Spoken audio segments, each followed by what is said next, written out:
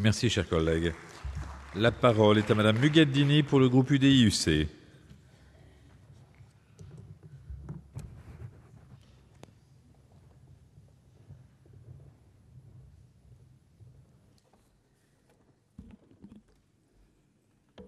Monsieur le Président, Madame la Ministre, mes chers collègues, je tiens tout d'abord à remercier notre collègue et rapporteur Jacques Mézard d'avoir pris l'initiative de demander cette commission d'enquête sur l'influence des mouvements à caractère sectaire dans le domaine de la santé.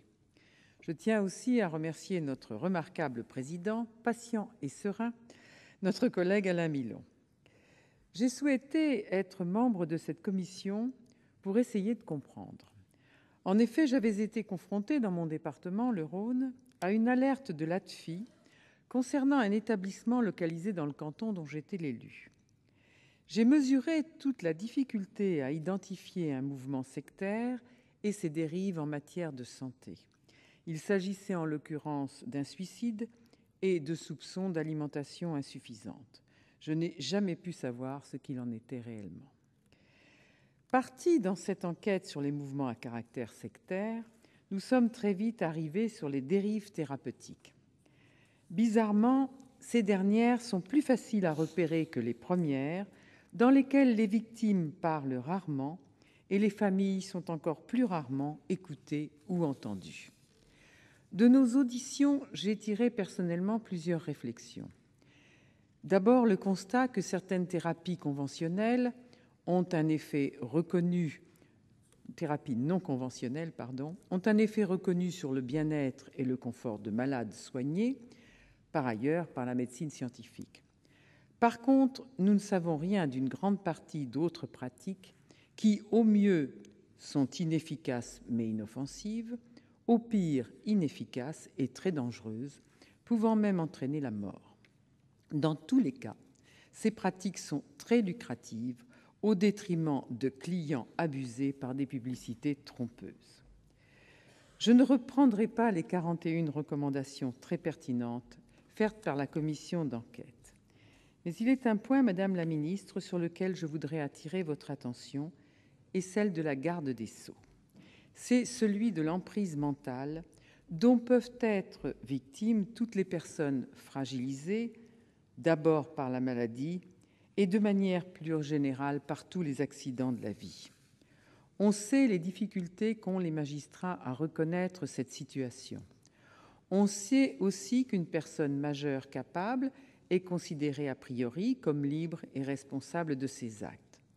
On sait enfin que l'emprise mentale est très difficile à qualifier puisqu'elle ne s'accompagne pas de preuves matérielles et tangibles. Il semble pourtant que depuis la commission d'enquête de l'Assemblée nationale de 1995, peu de propositions aient été faites dans ce domaine. En effet, le délit existant, à savoir l'abus frauduleux de l'état d'ignorance ou de la situation de faiblesse, créé par la loi dite Abou-Picard du 12 juin 2001, ne donne pas entièrement satisfaction. Il faudrait aller plus loin et créer le délit d'emprise mentale. La commission d'enquête de 1995 avait pris le parti de retenir un faisceau d'indices au nombre de 10 permettant d'identifier cette emprise. Le professeur Parquet, lors de son audition du 21 novembre 2012, nous a présenté une liste de 9 critères pour poser un diagnostic d'emprise mentale, dont 5 avérés sont suffisants. Ne serait-il pas temps de reprendre ces 2 constats pour établir un délit incontestable d'emprise mentale? Je ne peux d'ailleurs m'empêcher de rattacher à ce constat les difficultés qu'ont les femmes, mais aussi les hommes, à prouver la violence psychologique au cœur de leur couple, violence psychologique totalement assimilable à l'emprise mentale qui les détruit et peut les mener au désespoir et au suicide. J'y rattacherai la proposition du rapport de modifier l'article 8 du Code de procédure pénale pour que le point de départ de délai de prescription pour le délit d'abus de faiblesse, pour l'instant, soit le moment où l'infraction apparaît à la victime. Je ne peux que rapprocher cette proposition de celle que j'avais faite concernant le délai de prescription de l'action publique des agressions sexuelles aggravées et du harcèlement sexuel.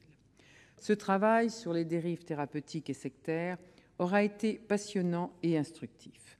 Je souhaite, Madame la Ministre, qu'il soit pris en compte pour améliorer la sécurité de nos concitoyens et les protéger de tous les gourous ou autres pseudo-thérapeutes inefficaces, parfois dangereux et toujours intéressés.